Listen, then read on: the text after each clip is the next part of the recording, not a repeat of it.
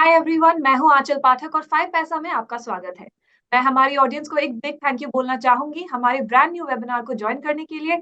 इस सीरीज में हम इंडिया के सबसे एस्टैब्लिश स्टार्टअप्स के फाउंडर से बातचीत करेंगे और हम जानेंगे कि एक एंटरप्रेन्योर या फाउंडर बनने के लिए आपको किस टाइप का माइंडसेट रखना चाहिए, आपको कैसे स्ट्रगल्स फेस करने पड़ते हैं और कैसे डिसीजन आपको फेस करने पड़ते हैं। तो चलिए मैं अपने वेरी फर्स्ट गेस्ट को इंट्रोड्यूस करती हूँ।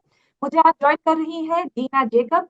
दीना न्यू बैंकिंग प्लेटफॉर्म ओपन की को-फाउंडर और सीएफओ है। दीना एक क्वालिफाइड चार्टर्ड अकाउंटेंट है और इन्होंने अपनी स्टार्टअप जर्नी शुरू करने से पहले Deloitte, Ernst and young and taxi for sure जैसी कंपनीज में काम किया था।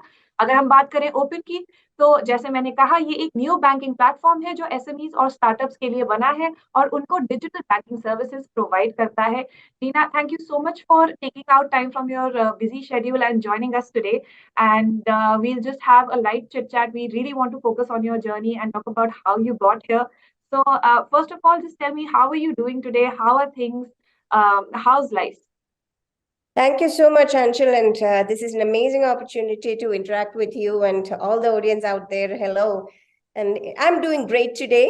And especially, it can't be better chatting with you. And it's going to be a time of reminiscing my journey. So very excited about it. Well, let's get started. My very first question to you. You were born in a town in Kerala called Mallapalli, and you mentioned in an interview that most of your peers went into either engineering or medicine. So, what inspired you to go for a career in business and commerce instead?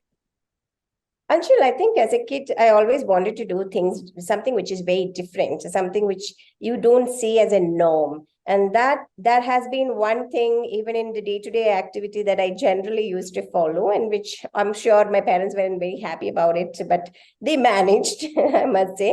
And that's one of the things when I looked around, it was all about the whole frenzy of getting into either a medicine or an engineering seat. And that was the only thing that people could think about the career. But when I was a good student and a science student. But at the same time, what used to happen was when I came to my 12th standard and was doing an ISC science, I didn't know which one to drop. We just had to pick 5 subjects, and maths was my passion. But my mom was very, very passionate about medicine. And then I realized in my biology lab, I ended up taking both. And then I realized in my biology class that I don't have the aptitude for medicine, because I can't even see blood, I can't even see dissection. And that's what led me to, I remember attending a career guidance coaching in a school where there was an engineer, doctor, and a chartered accountant. Doctor said it's frustrating. Most likely, there are only 23 diseases for which you have a cure, and rest of it is all symptomatic treatment. And you get frustrated at times when you see you can't, you're being way helpless. There was an engineer who said, I'm happy, satisfied at work, but chartered accountant came and mentioned, wow, we are in a profession where we see different kind of industries, help different kind of people, and it is very exciting. Seeing his excitement, I had no clue what chartered accountancy had in store, for that matter, whether it's audit, whether it's beyond that. I had no clue at that time, coming from a science background, having no one in the field, and not knowing much about from where I stand. But that one person's conviction and the love for the profession, I think that made me take a decision in my 12th. Let me pursue it without even knowing what is a debit or a credit. But yes, I wanted to get there. And that's how here I am beyond like maybe 20 years when I look back. What a choice I made. But I think it's quite interesting that very early on in life you decided that, okay, this is not for me, this is not for me, and I'm going to pick something that I'm actually going to work with, not take a subject just because my peers are taking it up, or just because society feels that this is what one should do at this point of time. But if we do see your career path, you are someone who has changed quite a few jobs and worked for quite a few prestigious companies, and then eventually became an entrepreneur. So is this something that you would also advise, like, to upcoming entrepreneurs, that just like try to play the field a bit when it comes to your career, figure out what you want and then go for it? Is the groundwork necessary? Is like working for someone else necessary before setting up something of your own? See, actually, there are two ways to look at it. Like, one, there are like born entrepreneurs who from day one, they can't settle with anything, anything. And they just want to plunge into, we are 4 of us co-founders. And between the 4 of us, We have three of them who started off right after college, and one who has like literally dropped out for the love of startup and started off doing it. And two of them right after college started off with their own ventures. And I'm here who figure out for some time what to do and how to do, and then taking the plunge after some time. Although in between, I always had this. I go back. I have done my stints earlier. Right.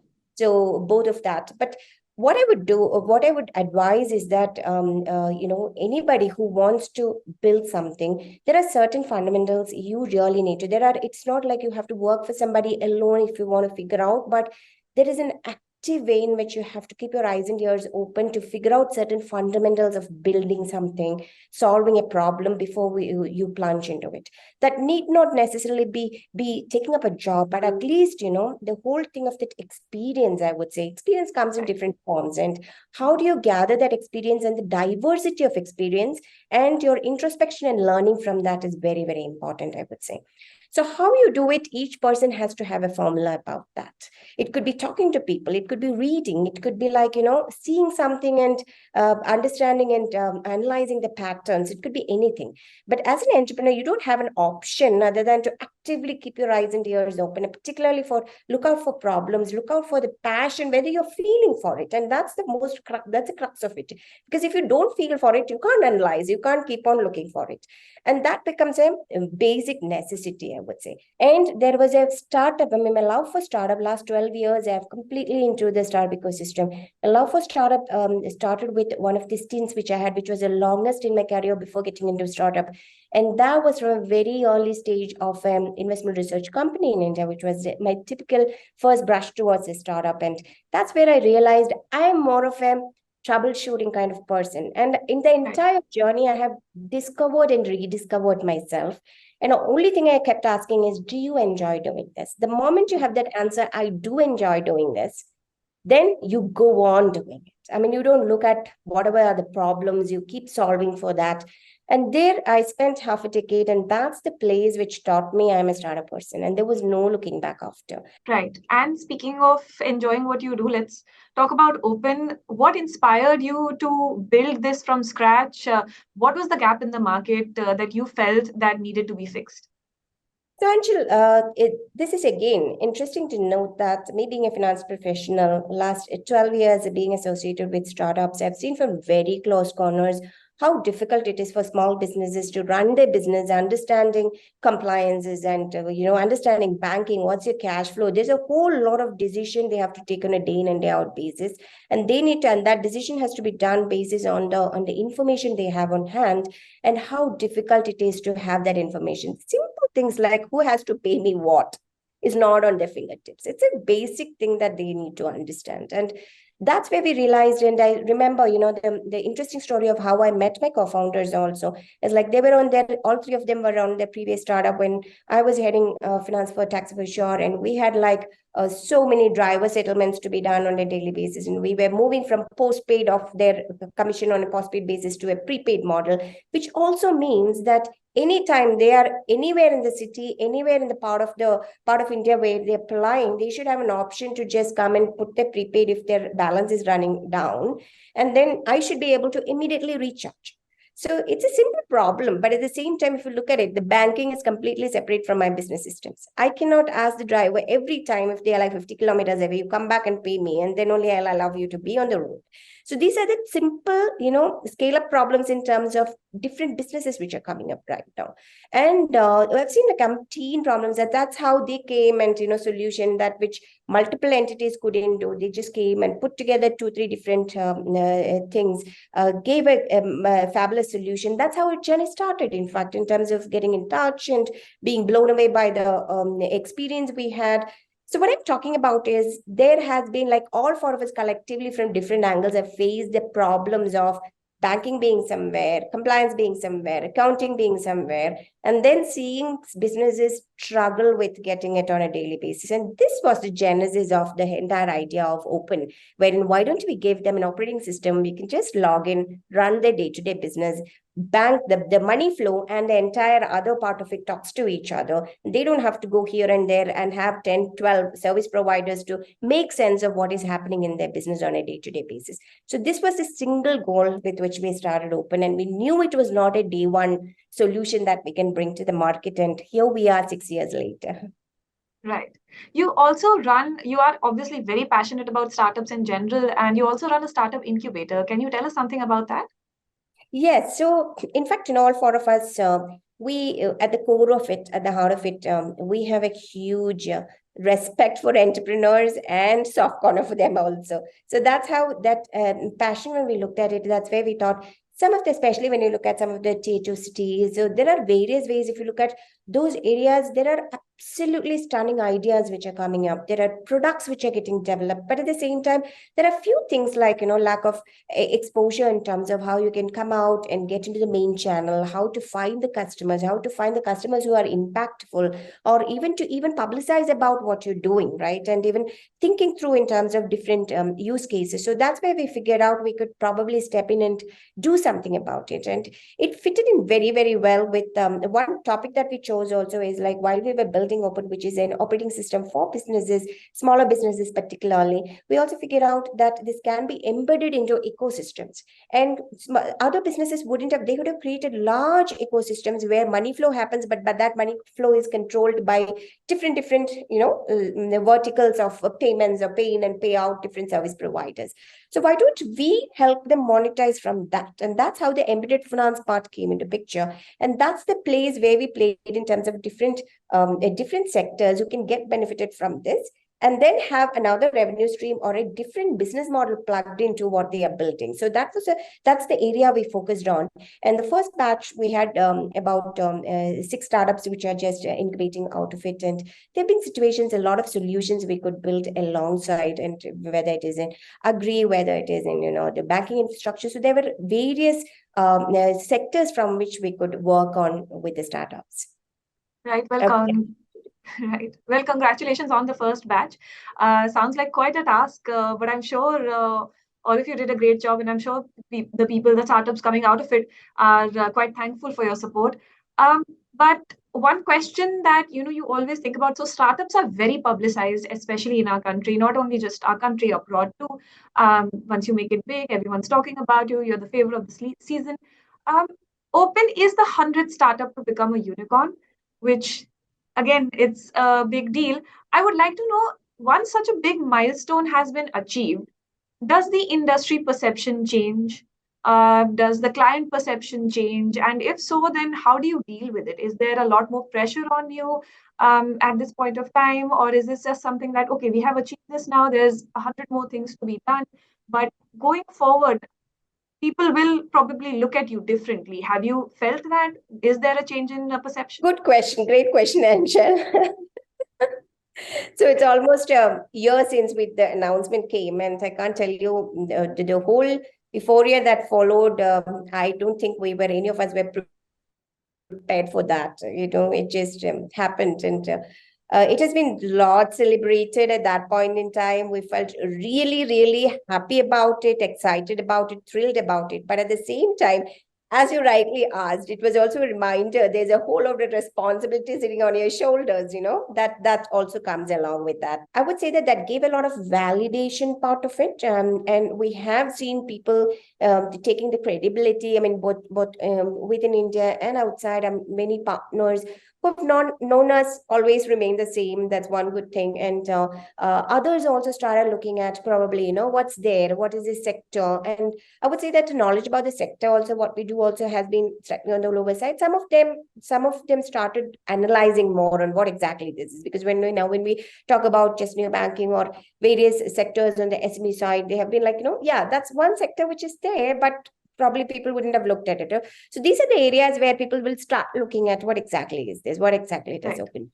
So that has been good. But at the same time, what I have always kept as a principle is none of these things should literally be, these are milestones. I would call it a pit stop where you have to just slow down and something feels nice, good, but it's just something where you stop and take a pause and spend that little some time for yourself in Right. that whole journey in which you are, and there is a goal, there is a swiftness which you need to pace with, that you need to maintain. None of that changes, and none of this should distract also. And that's one thing we have always kept it very, very clear in our mind, because let none of this become a distraction, and that shouldn't be. Definitely is. But tell me one thing.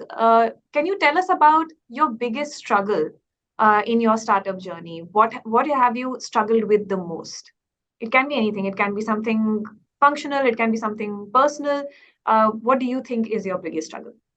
So I think the initial part, the biggest struggle was we had a dream, we had a goal, and we knew that there is a need, but there was this short point where we were not able to convince many people about the impact of it, or the impact that this kind of need, that this kind of product could create. And that has been, it was almost a 2 year struggle that we had in terms of convincing multiple partners. I mean, right from the banks to your investors, to there are like multiple stakeholders who have to come together for a company to take wings. And we had to literally, like, out of probably 200 meetings, there would be like 3 people who understand. So initially it can be exceptionally frustrating, exceptionally, but at the same time, what keeps you going is, yes, there's a need. There's a set of customers who said, we really would love to have this, and this is a problem we have. And that kept us going. And we also knew in the deep in our hearts, like, we have faced the problem, then there might be many others who face the problem. So 6 years later, with about 35 lakh clients and multiple banks as our partners, collaborating with the entire ecosystem, and some of the great investors, including like, the Eiffel, Temasek, Thai Global. I mean, I have like 314, I mean, name it. We have amazing set of great investors who backed us in our entire journey. I still remember the days where we were only struggling. How do we find the next month's salary? What do we tell people? How do we put put our personal finance into it, and Right. that too with great struggles and difficulties. So those were the days, but we were very convinced that we will see much better days, and we should just survive today because our dream will keep us going. So So that that sounds quite wonderful. Yeah, it seems like your persistence finally won. And it's great that you've built a product which you thought this was a problem that you faced, and now you're solving this problem for other people. Uh, con- Taking this into consideration, how do you find a work-life balance? Especially since this is also sort of a personal project, it's not just a job for you. So where does, the business end and your personal journey begin? How do you manage to create a work-life balance? generally I have my priorities every day. I keep asking, what are my priorities for the day, right? So there will be certain times when you have to madly prioritize something related to your office and work, or rather, about your business first before your family sometimes. And some days would be like madly prioritize your family before work. And those prioritizations happen on, it's a based on the situation. You can't say today or generally I do this, right?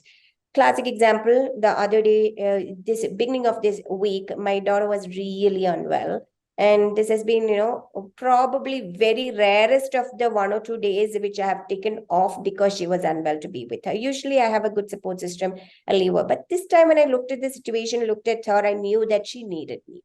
And Right. at the same time, I knew that work needed me, but evaluated in the morning which one could be handled, balanced from home, not being here, or just when she's sleeping. So just prioritize that way. But at the same time, most of the time when she needed me, I would have still prioritized, sometimes working came, because I knew that she'll be fine somewhere, I know that she'll be fine.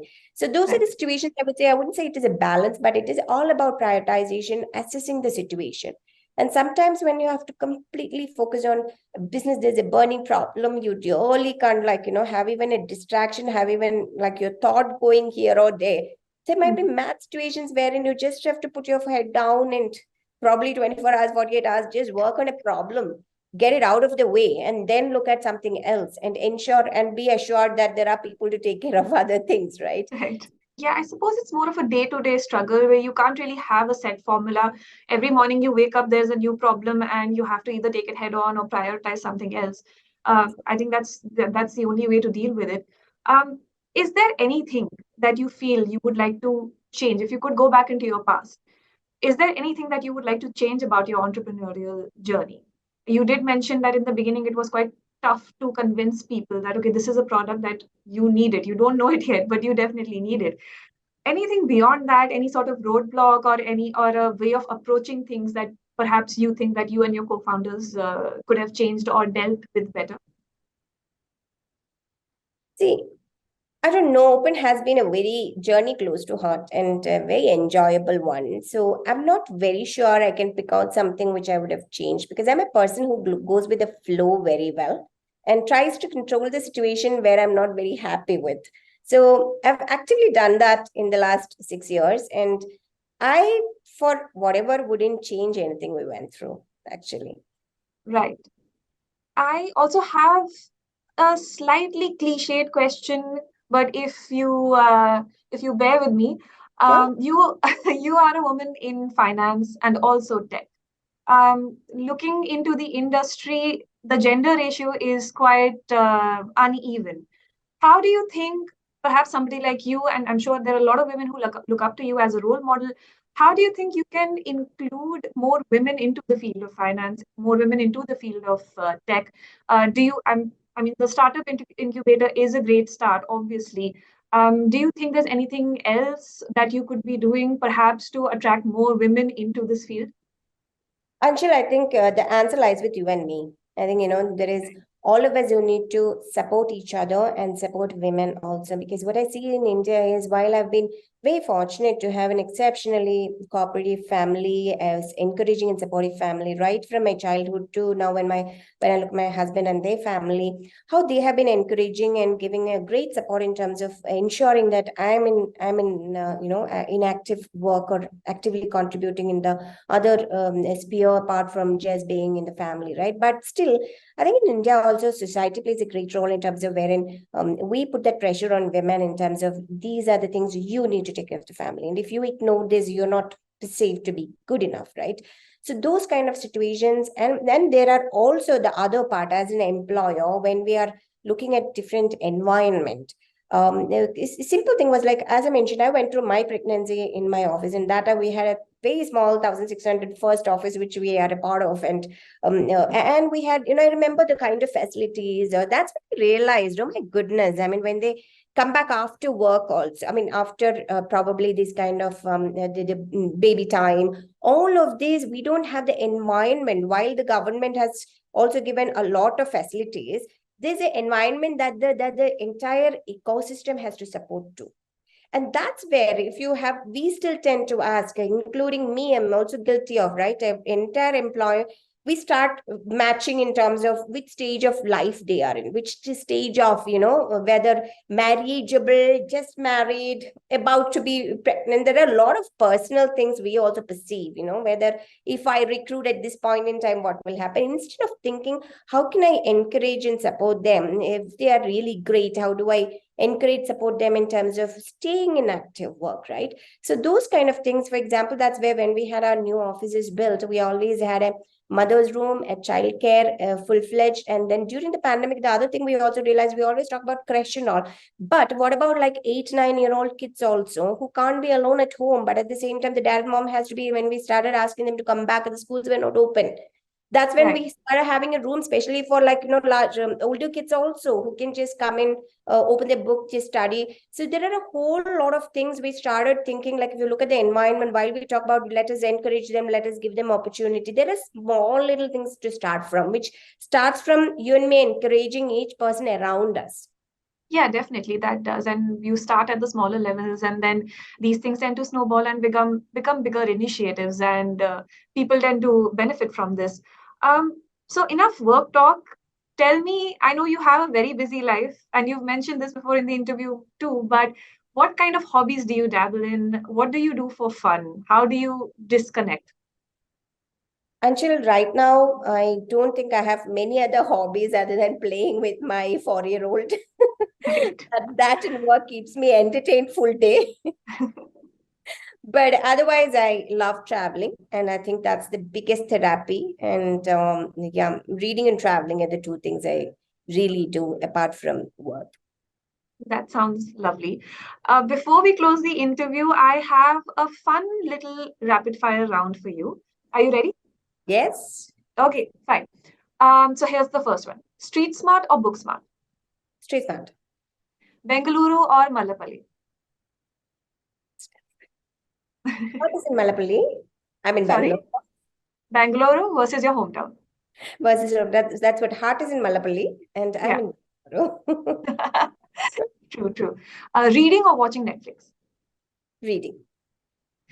Three qualities that an entrepreneur should have. Three qualities. Yes. I would say hustle, hustle, hustle. Okay. The most overrated thing about being a founder. Glamour, I think. Glamour. Yes, definitely. Um, Quickly, what advice would you give to future entrepreneurs? Just like if at the top of your head, the one thing that you had to say to them, what would it be? Always my favorite thing, follow your heart. Never do something for the sake of doing, and have Right. passion in what you do, because there will be ups and downs, and to handle the downs, that is exceptionally important, and ups are not always there to stay, so be prepared for the downs, and that only one thing can sustain, only if your heart is in what you do. Well, on that very beautiful and philosophical note, we shall close this interview. Deena, thank you so much for joining us once again. I know and I have mentioned this before too, you have a very busy schedule. Thank you for fitting us in, and we hope to see you soon and see your progress, and perhaps once again in the future meet and discuss about all the great things that you have achieved. Thank you to our audience for joining us today and watching this video. And what do you think about this interview? If you have any comments or suggestions or any feedback, do let us know in the comment section. Once again, thank you. Thank you.